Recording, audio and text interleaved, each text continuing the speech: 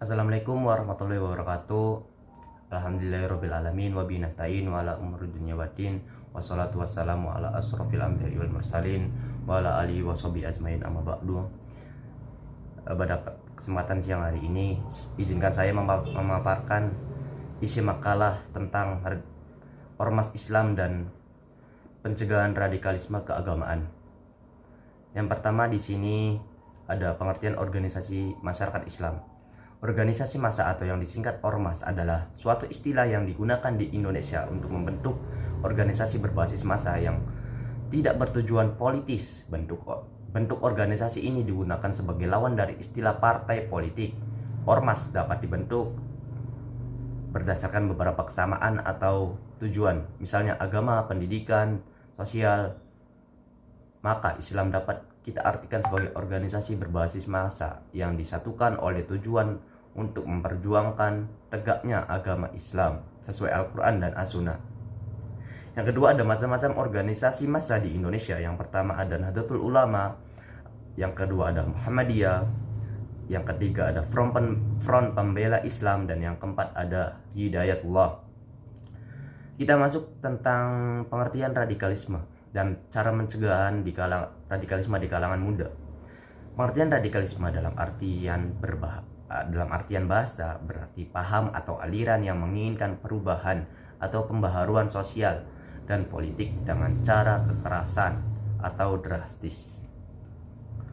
Namun dalam artian lain, esensi radikalisme adalah konsep sikap jiwa dalam mengusung perubahan.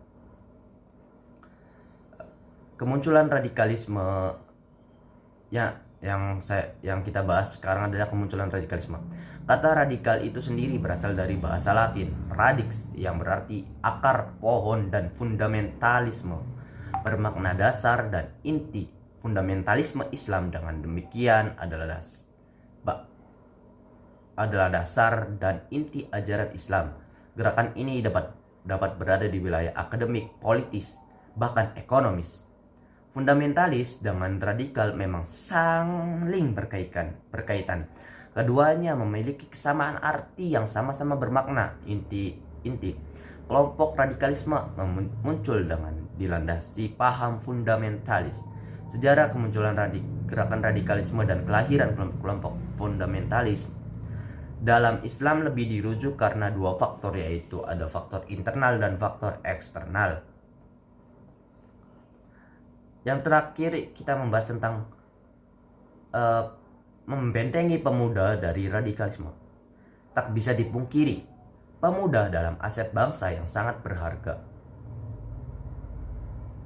Masa depan negeri ini bertumpu pada kualitas mereka. Namun ironisnya kini tak sedikit kaum muda yang justru menjadi pelaku terorisme. Upaya-upaya konkret di atas sejatinya ada beberapa hal yang patut dikedepankan dalam pencegahan terorisme di kalangan muda. Yang pertama, memperkuat pendidikan kewarganegaraan, civic education. Yang kedua, mengarahkan para pemuda pada beragam aktivitas yang berkualitas baik. Yang ketiga, memberikan pemahaman agama yang damai dan toleran. Yang keempat, memberikan keteladanan kepada pemuda. Sebab tanpa adanya keteladanan dari para penyelenggara negara, tokoh agama, serta tokoh masyarakat, maka upaya yang dilakukan akan sia-sia. Mungkin itu saja pemaparan singkat dari isi makalah yang saya buat. Kurang lebihnya mohon maaf. Wabillahi taufiq wal hidayah. Wassalamualaikum warahmatullahi wabarakatuh.